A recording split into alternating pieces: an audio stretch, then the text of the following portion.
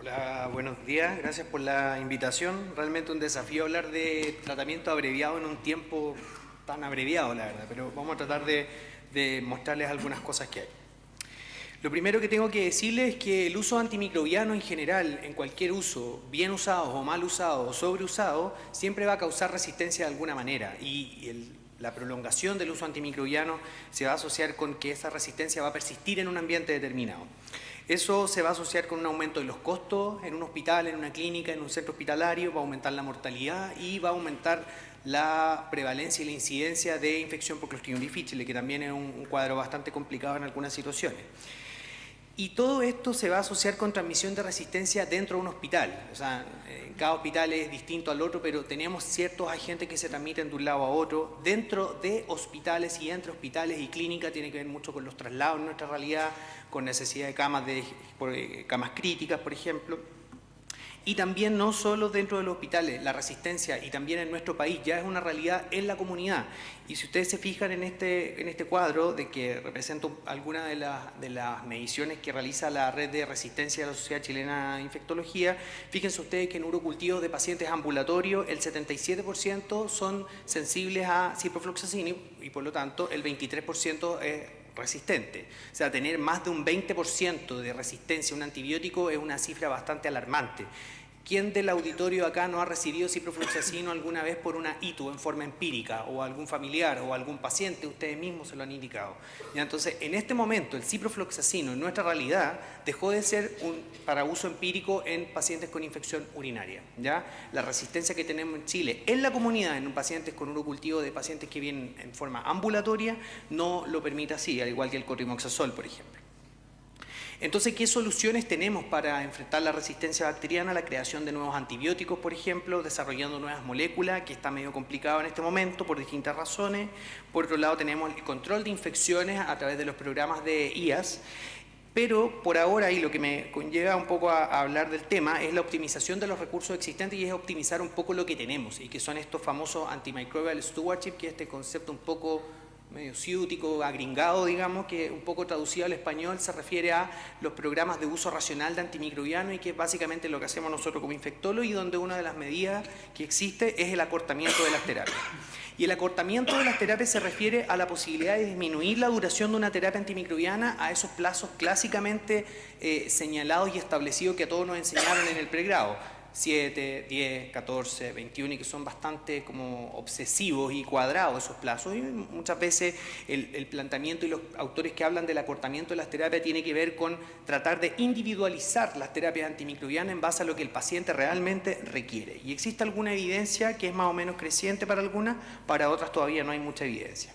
Los famosos números mágicos que se mencionaron, que ya se comentaron también. Entonces, cuando uno quiere plantear optimizar la duración de los antimicrobianos y en el fondo acortar, tiene que pensar en una balanza y en los riesgos-beneficios.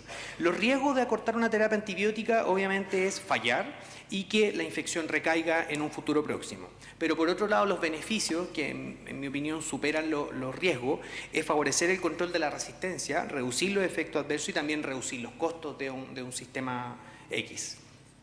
Entonces, ¿tenemos alguna evidencia? Les pongo ahí algunas links y algunos títulos de algunos trabajos que ustedes pueden leer al que le interesa el tema respecto a resúmenes de un poco la evidencia respecto a acortamiento de terapia en distintos settings de infecciones. A mí me gusta harto el primero, que ya tiene buenos años, del 2012, pero es bastante bueno, resume todo lo que hay en la actualidad respecto a acortamiento de terapias antimicrobianas. La evidencia es creciente, la verdad es que la mayor parte de los trabajos que habla de los acortamientos de terapias antimicrobianas no revela que haya mayor mortalidad. Respecto a pielonefritis aguda, este es un trabajo que, si ustedes se fijan, no hay un aumento de la mortalidad cuando uno usa tratamientos acortados por menos de 7 días o mayor a 7 días, incluso en pacientes con bacteremia, shock séptico y sepsis, incluso hospitalizados en UPC, con cualquiera de los antimicrobianos que ustedes quieran usar. Lo mismo en ITU baja, cistitis, una patología súper frecuente, sobre todo en mujeres. Cualquiera de los tratamientos que ustedes usan no tiene ninguna diferencia en eficacia clínica, tanto igual como en pielonefritis, si ustedes lo usan por menos de 6 días o por tratamientos en forma más prolongada por más de una semana.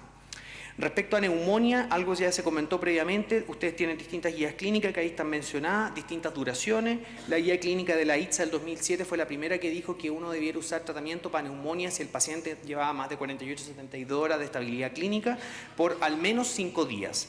Y entonces este trabajo, que es del año pasado del JAMA, intenta un poco reafirmar esa indicación, y la verdad es que se comparó en un grupo intervencional versus uno control, usar 5 días como intervención versus una duración estándar que en general era mayor a 7 días. Y la verdad es que ninguna diferencia significativa entre ninguno de los dos grupos respecto a mortalidad dentro del hospital, mortalidad a los 30 días, recurrencia ni resolución radiológica.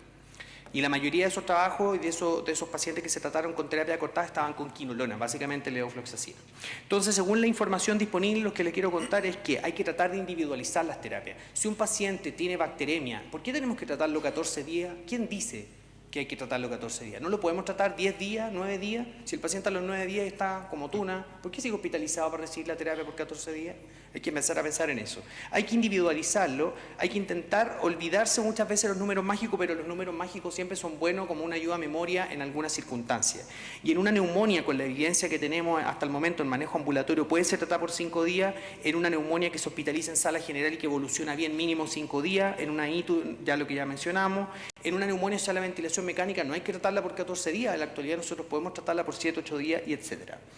Y esto no lo puedo no mencionar, esto no requiere ni acortar, ni siquiera tratarlo. Las bronquitis, la amigdalitis, la mayoría de las sinusitis, que muchos de nosotros mismos tenemos cada cierto tiempo y todos los inviernos, todos los años, la mayoría son virales.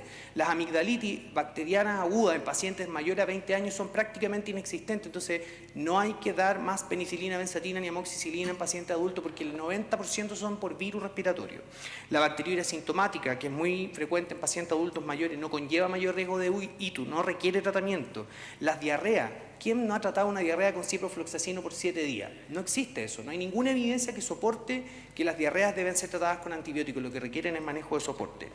¿Quién no ha ido al dentista y ha salido con una receta de 7 días de amoxicilina o amoxiclavulánico? Yo creo que muchos de los que estamos acá no se requiere muchas veces en la mayoría de las circunstancias, ni como profilaxis ni como tratamiento.